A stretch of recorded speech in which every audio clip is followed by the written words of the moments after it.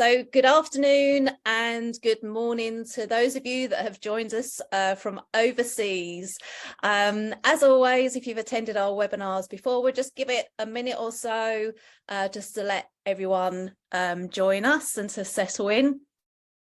It's really nice to have this opportunity to have Iris F&P join us today and to present. So we'll just give everyone, as I said, just a few seconds just to join.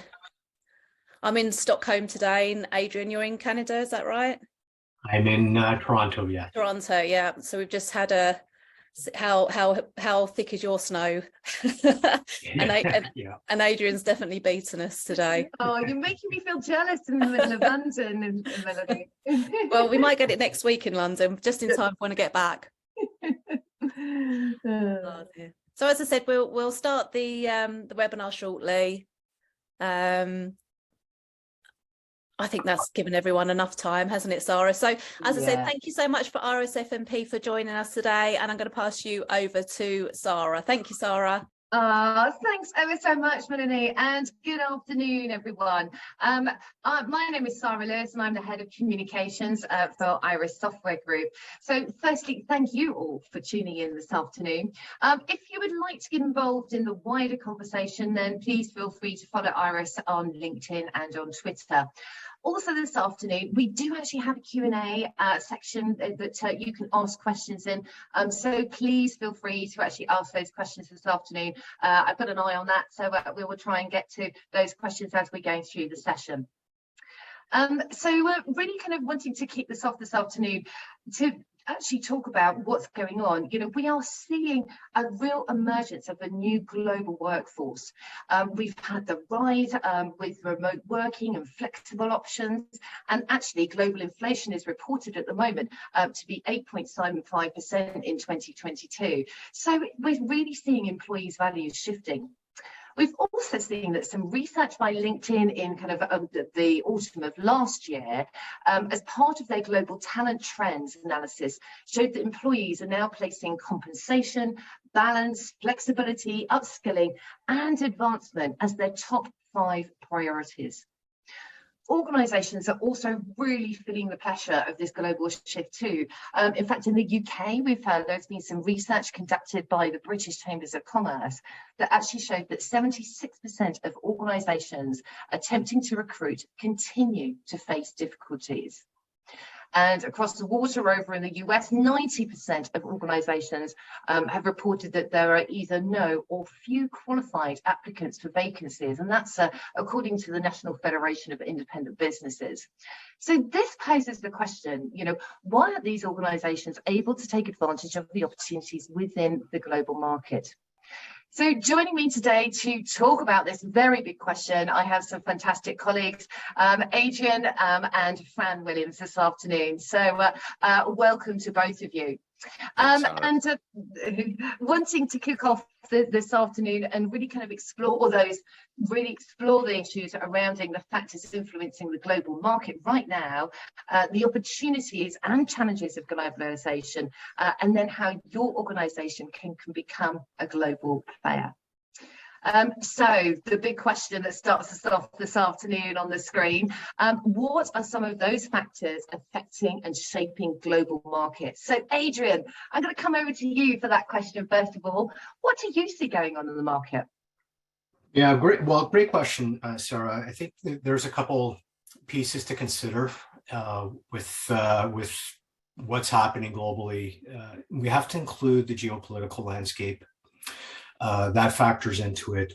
I think a lot of organizations, we're seeing this kind of happening in real time, where the plans that organizations have had have often been fast-tracked because of the pandemic and other shifting trends in the market. When you put that together with what's happening in Eastern Europe, what's happening in other parts of the world, how supply chains getting impacted. Organizations are having to pivot at a pace and at an intensity that takes them outside of their comfort zone.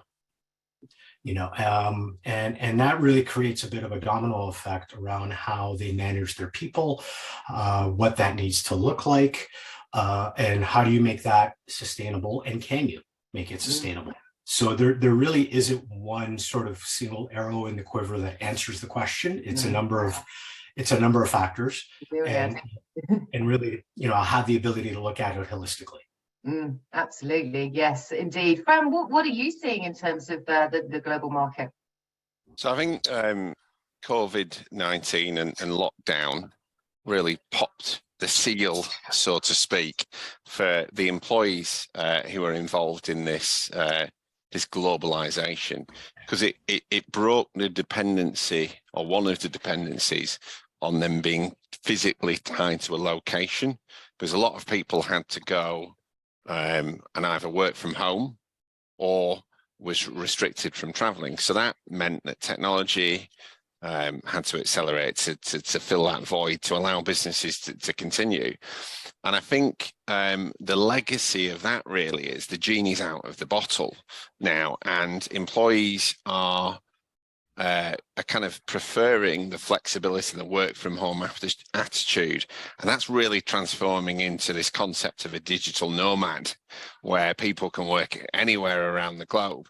I think that the flip side of that for an employer is it's opening up opportunities for those employees. So the demand for those employees, driven by potentially some labour shortages in regions, potentially in the UK caused by Brexit, has meant that it's changed the dynamics in employment, and people are shopping around without the confines of geography when they look for a new role.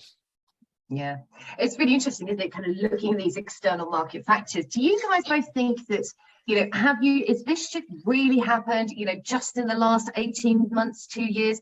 Or do you think it's been something that quite general that we've seen growing, over the last 5 years? I think from my point of view, there was an undercurrent of this always being there. And the ability for businesses to want to open new markets and sell into new jurisdictions has been there for millenniums.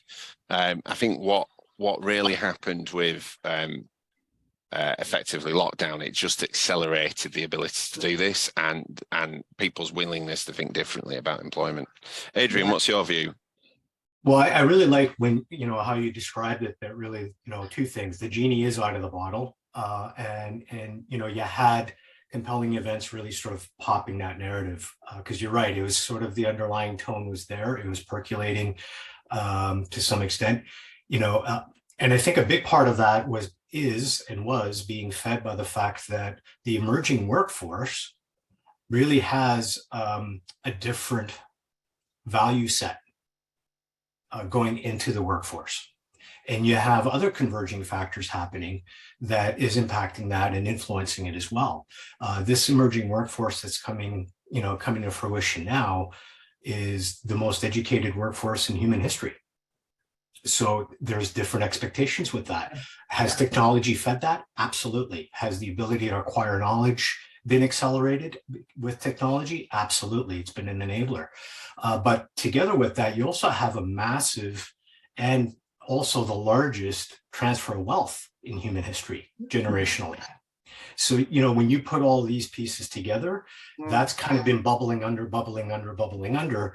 And sadly, the pandemic, did really kind of pop the cap off of that and really force the narrative front and center, because these are things organizations that are progressive have been thinking about, but probably weren't anticipating having to execute on for another 4 or 5 years. Yeah, indeed. So, between us then, we're seeing a huge number of these external forces, actually influencing, our globalization. So, after looking at those sorts of things, in your experience, how do you see employees responding to this? So I think from my point of view, the tables have truly turned. It's now a candidate-driven market, but increasingly those employees are looking at different options. Gone is the day where you had a job for life, for sort of maybe 30 years ago, there was an expectation you could work in the same role in the same company, but Generation Z is now coming out, and they're looking at multiple roles in different ways. So permanent employment, they're looking at contingent roles as well, and potentially, and there's a big drive for this, content creation as well, in its very many wondrous forms, is creating an environment where you could have multiple jobs in multiple locations in many different ways. Yeah, it's very true, isn't it? I mean, I think, the Generation Z, you're absolutely right. And certainly, I suppose when we're looking back a generation, that kind of job for life was the right thing to do, wasn't it? Whereas nowadays, actually having that diversity of different things that are going on in your career and in your world, actually creating that strength, in terms of developing careers. Adrian, what are you seeing? Yeah, well, I think, together with that, it's with the expectations being what they are, you have this emerging workforce, and even at the core of it, the 40 plus workforce, the number of side hustles that, these individuals are undertaking because they're able to, has changed expectations as well. From an IRIS perspective, this is why we're trying to lead the charge in the innovations into those spaces. So if you think about it, from an employee's perspective, the questions they're asking is, why can't I get paid right now? Why can't I? Why can't I? Why can't I? that's the narrative, So it's forcing the innovation to come front and center, because technology has been such a profound enabler of how we're able to pivot and change.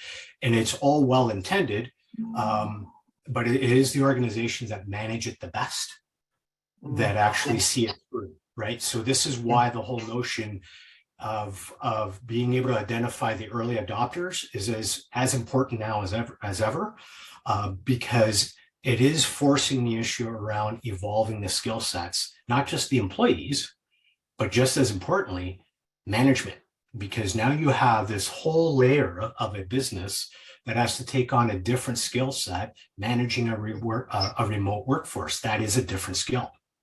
So when you couple that and pair it up with the ideals of job for life, be happy that you're there, and that mindset kind of getting thrown out effectively.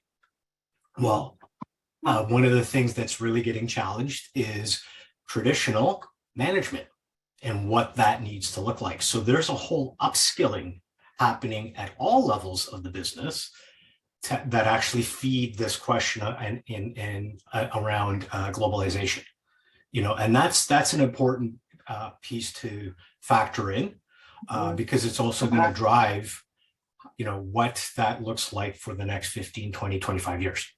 Absolutely. And I think it's also a great opportunity, isn't it? I mean, certainly within IRIS, we work with different colleagues all over the world, and actually, bringing together those skills, that diversity, it makes it for a much richer management experience, as well as a much richer employee experience. Absolutely right. And it's, and that's where the ability to kind of pull together the innovations and in a relevant way really takes center stage. So the types of questions that organizations are asking around how to solve for globalization and how they can actually take advantage of that as an opportunity to tap into a wealth of talent and skill set, and what that looks like. That's where it really becomes a very, very interesting convergence. That allows organizations to go into certain parts of the world and really kind of help support the communities that they serve with the opportunity to employ the localized talent, but also drive innovation together as well, and create a global collaboration. Indeed. Excellent. That's absolutely. Sorry, Fran, did you have a point on this as well? Yeah, I just think I think it's easier for the newer businesses that are born into this kind of modern way of working, but there's a need for a more traditional business that has been around for decades to kind of transform, really. And that's not just to attract a wider pool of talent from across the globe, but also to retain the talent that they have already. Many organisations and many of our customers are coming to us and saying, how can I enable one of my employees to go work in Spain or France for a week? So it's really bubbling to the top now, and it's incumbent on employees to be forward thinking around how they can adapt. Yeah, absolutely. So we're kind of really kind of seeing a big change in our internal sort of environments and looking at the forces that are driving that. So, you know, as we kind of then started to look at the external and, you know, then internal forces that are really kind of driving that change, how do you both see, you know, organisations adapting? Fran, if I can come to you first on that one. Yeah, of course you can. So I think clearly you need to keep abreast of legislation. Legislation in country is difficult just within the country, but as you get employees wanting to move across the globe, or as you want to go into new jurisdictions, it's important that you understand the legislation, the complexities.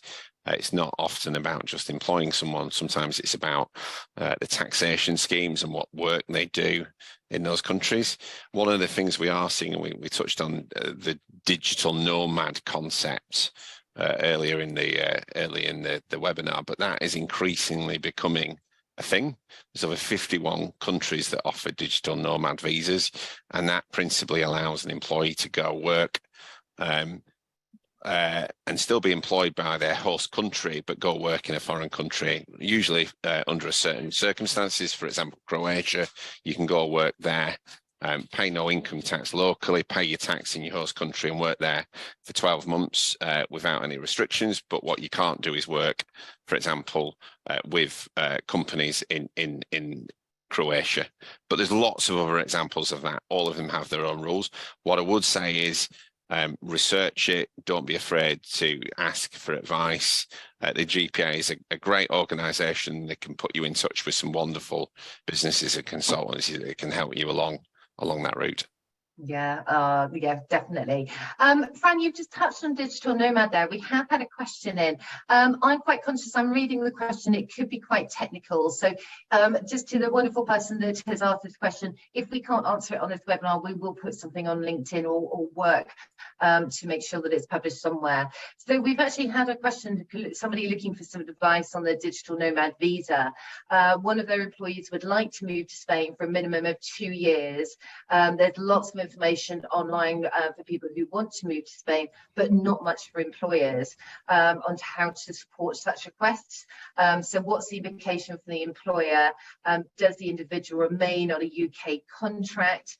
Do we run his payroll, you know, in pounds sterling? And, you know, what would be easy? Well, would it be easier to move the contract to consultant? So loosely, the framework in Spain is being proposed at the moment, and I think it's in draft status. Usually, the whole point of a digital nomad is you need to pay tax somewhere, and on that occasion, you would pay tax in the UK. You would pay them in pounds and sterling. But I would strongly recommend that you get some advice from a professional organisation before allowing your employer or employee to go work there. Because you need to get it right, because the penalties of getting it wrong can be quite costly. And Iris are happy to support you in that challenge, and show us some details at the end of the webinar on what we can offer, Sarah. Lovely, that's super. Thanks so much, Fran. So Adrian, coming over to you then for the same question this afternoon. How are we seeing organisations adapting? Yeah, I think, you know, to kind of echo on what Fran had talked about, it's, you know, really addressing flexibility and asking those pointed questions. So, you know, it's really trying to identify what they're trying to solve as an organization. You know, the retention piece absolutely is a big driver. We see that a lot out of the Canadian and US market, where employees are exploring options. Cost of living in the Greater Toronto area where I reside is prohibitive in many cases. Vancouver, British Columbia, similarly, and now it's spreading. You know, so it's what are you looking at to solve for? really trying to align and making sure as an organization you're aligned with the right subject matter experts to be able to kind of make sure you've got the right advisory available to you and the right access, and that's what's compelling, from an IRIS perspective, having that global lens and access for organizations that are looking at understanding how best to adapt and taking that and pulling it right back to what are you looking to solve for? Yeah. And there's a great opportunity here as well, isn't there? Because, actually there is now a much bigger talent pool for us all to kind of go and have a look at. You've talked about, cost of living and people moving around, but in actual fact, there's the advantage from the organisation side of things too. Absolutely, and it's not exclusive. This is actually something that IRIS as an organization is evaluating on a daily basis as well. With the business unit that I head up just recently, getting it to a point where we understand what it means to actually support virtual employees across Canada, which covers 4 different time zones. It's a landmass that's significant. So, taking that pragmatic stepwise kind of approach, it serves well. And I think it's also with the mindset that it's understanding it's not about completing the task. It's about staying relevant and current, because the job's actually never quite done when you're looking at how to answer the question of adapting in business. Yeah. Definitely, my goodness, and that's really interesting. If you put all of that together, you're looking at the ability to have digital nomads. You've got access to great technology. You've got those bigger talent pools. You've got access to new markets, and actually access to new potential revenue as well, and as actually kind of that competitive advantage. So, it feels to me like there's some really strong incentives for globalization for both employees and organizations. So what are the considerations or what considerations are there when expanding into a new territory or employing a candidate abroad? Adrian, if I can come to you first. Yeah, I think there's kind of 2 lanes to think that, to think it through with. And one is from sort of the employer's perspective, and certainly geography factors into that, political stability of the country, what tax incentives do they have to invest into the country? What programs do they have to help support and facilitate that? For example, here in Canada, there's the BDO, Business Development Organization, that's federally funded. There's Export Development Canada. So looking at it, for that specific country, the kind of programs that are available in that way, and then it kind of tiers down cost of living, from a localized academic perspective. Do the individuals have the criteria, certifications, and education, that will facilitate, what it means to look like to globalize? And then conversely, on the employee side, it kind of overlaps, so employees may be looking at, they're working for a US based company, but they want to work in Spain for the next 5 years for, maybe it's a bucket list item, but it factors in saying, okay, well, is it viable? Is it safe? What's the cost of living? What are the rules and regulations around that? Can my organization support it? Does my organization have the appetite for it? So that's where, whether it's the company or the individual, there's quite a bit of overlap in terms of the criteria to address that question. Yeah, absolutely. My goodness, there is a good few bits and pieces to consider in terms of that business strategy, isn't there? And when you're looking at it from an employer perspective, Fran, what are your thoughts on it? I think very similar to Adrian's, really. I mean, whether you're a business or an employee, is it safe? Can I make money off it? Whether that be an organisation or an employee, is it easy to get there or to get out of there? What infrastructure? What legislation? Is it complex legislation? How much does it cost as a one-off to either move there or set up an entity there? And then I think probably the most important of them all is, what's the internet connectivity or Wi-Fi like, or mobile coverage, because we are global citizens and we need to connect to the world. So can I get to the internet while my kids are kind of streaming on 6 different devices is an important factor. Absolutely, Fran, it is, especially those of us with larger families as well. It's you've got 4 children doing that, and you trying to do a webinar. It's not always easy, is it? But I think that all of those, are really interesting considerations, actually. And it's that myriad. And I think for me, it also kind of, you're looking at actually what that company vision is, what those goals are, strategic goals are for the next few years, but then actually starting with, how do we operate locally, and almost kind of looking at things like payroll first of all. So that kind of nicely moves me on to my next question, which is for those listeners who are considering making their move globally, what sort of steps should they be considering now? Fran, I'm going to come back to you first of all. Yeah, so I would strongly advise, as with anything, build a plan, right? Put it on a page, keep it simple, say what you were trying to achieve over 3 to 5 years, and set out some really sort of bold, audacious statements that you want to achieve. But go visit it, go to the country. Can you enter, either work there or sell there or service there remotely to begin with, to test the waters? But I would say, once you've done all that, just keep asking questions, and only stop when you've got the answer, or the question and answer is itself. Yeah, absolutely. So it's all in the planning. Adrian, what are your thoughts in terms of the steps that companies should take? Yeah, well, I think what Fran outlined is spot on. That's exactly it. It's keeping it simple, be curious, do your homework, and that does mean, the key point being, go visit, understand locally what the infrastructure functionally is like as well. It's really kind of doing the appropriate due diligence, and then being able to make an educated, informed decision around the viability of it and how to best prioritize. Lovely. Adrian, we've got a question that's actually come in from Brian. Thank you for your question, Brian. The question is, should employers consider the cost of living of remote employees with regards to compensation? Well, that's definitely a factor as well. Okay. And there's nuances there. Cost of living factors into what the standardized compensation rates will look like regionally. And that's not going away.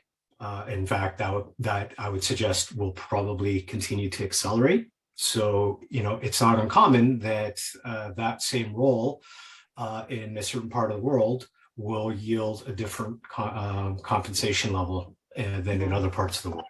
That's just the reality, depending on the role. And then it bridges out from there. So where it gets limited is the level of specialization. And that's what we see a lot from a payroll perspective. So having somebody overseas managing a Canadian payroll, for example, is not as likely as what you would have in Canada, and the criteria around that is different, and it's the same, is in reverse as well. So it's factoring in all of those elements and what the nuances of the actual role are that feed into the level of compensation as you globalize as well. Okay, so all of those. And thank you very much for answering the question, by the way. And all of those things, we've talked about planning, we've talked about understanding that infrastructure, but that all kind of falls into the almost the HR onboarding strategy as well, doesn't it? So that that kind of almost kind of starts as well as the business planning at the same time as the business planning. Absolutely, it's and I think that's a great overlay to highlight the fact that payroll and HR now are strategic parts of the business. They're not a back office administrative function, right? You have to get it right. the cost to actually attract talent is only going to continue to rise. So it drives the pressures around understanding functionally what it means to retain talent. So that retention piece. So it really does demand a holistic view with those two elements in mind. And so what you're finding is, the most progressive organizations, what's spearheading that is the ability to actually converge payroll and HR into that strategic conversation. Absolutely. And those to truly functionalize. Yes. Yeah. And it's those sort of things that are so critical, isn't it? Creating that great employee experience from the moment that they actually are introduced to your business, all the way through the recruitment process to the moment they actually go onto the payroll. It has to be smooth. If there is, hiccups, you can't go off and employ somebody and go, oh, actually just wait for 3 months while we get everything sort of organized. So I see it as being a really critical part of the planning and actually getting everything organized. Go and get these things set up, before you even start, the recruitment process, so that it's going to be really streamlined. Well, and it ties into what we were talking about earlier in terms of the values of the employee. So the expectation of the employee is to be able to work day one, not fill out paperwork for the next 3 weeks. Yes. So it does kind of tie all of that together, from an employer's perspective, to produce the experience, to be able to really answer that notion of, and with understanding that says, you take care of the people that take care of the business. This is what it needs to look like. And that's relentless and constantly evolving, constantly iterating. But it's critical now that companies get it right, because the employees, they have an option, they know it. So they're very well educated. They know their rights. They know exactly what options they have, and what drives them looks very different than what maybe we would have been accustomed to, 25, 30 years ago. So that's why it's been a fascinating convergence that is going to continue to really nurture itself and hopefully perpetuate these types of dialogues. Absolutely. And when you're getting it right from the beginning, you're really giving that experience. And also, quite critically, you are making plans to reduce attrition from the outset, because doing globalization does need planning, and it is does have its own challenges, but actually also making sure that everybody feels engaged, everybody feels part of the culture, will all help with that longevity of colleagues into a business. Excellent. Good, thank you. We've kind of talked then, about the steps an organisation should take, and we've kind of, obviously looking at, working with the right types of partners. So, kind of, Fran, I'm going to come over to you. How do we go about selecting the right partner to help us go into a global market? So we talked about that plan, that documenting that plan of what you want to achieve as you kind of expand your horizons and go into new countries.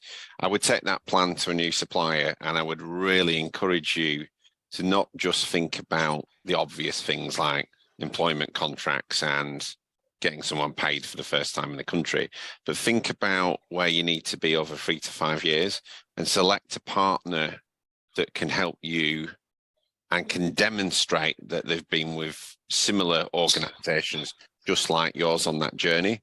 And don't be afraid to ask for referrals or testimonials from those companies as well, to validate how they've made a business just like yours be successful in that region or that country. I think that's really important, and also shop around as well. Make sure that you go into a couple of different vendors, create a short list, and then take your time to pick the right provider. Yeah, absolutely. What are your thoughts, Adrian? Yeah, very similarly, I think Fran, was spot on in that summary as well. It really comes down to understanding what's the best fit for the organization. What does a great partner look like for a company?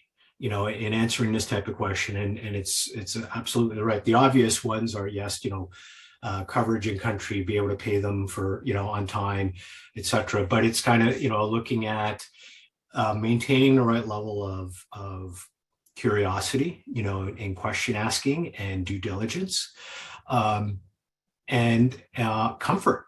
It's going to be a provider that's feeding a key strategy that, it's incumbent on that organization to give themselves the time to really think through and be particular about finding the best provider. References, Fran mentioned, getting referrals, from those providers. That's key. That's key.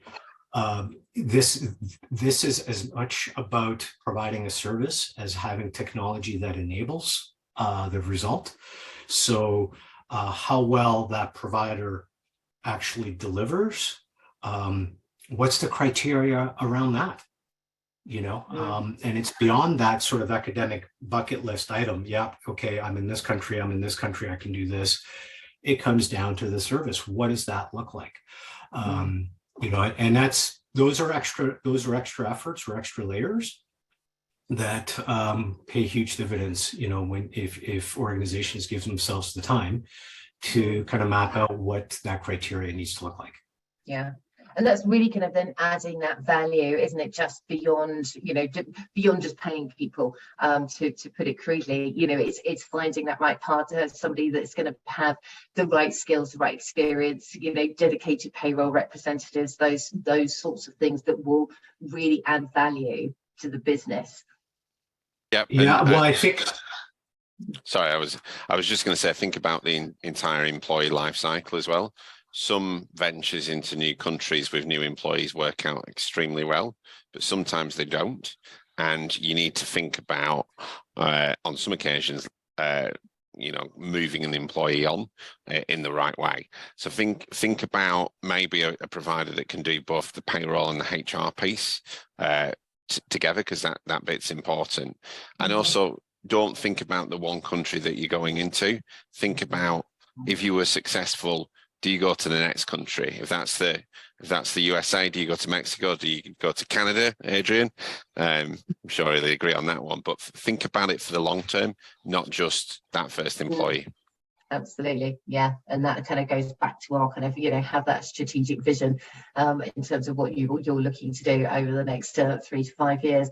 We have had an anonymous question in this afternoon, gentlemen, which is there a company out there that deals with global payroll and reward under one roof?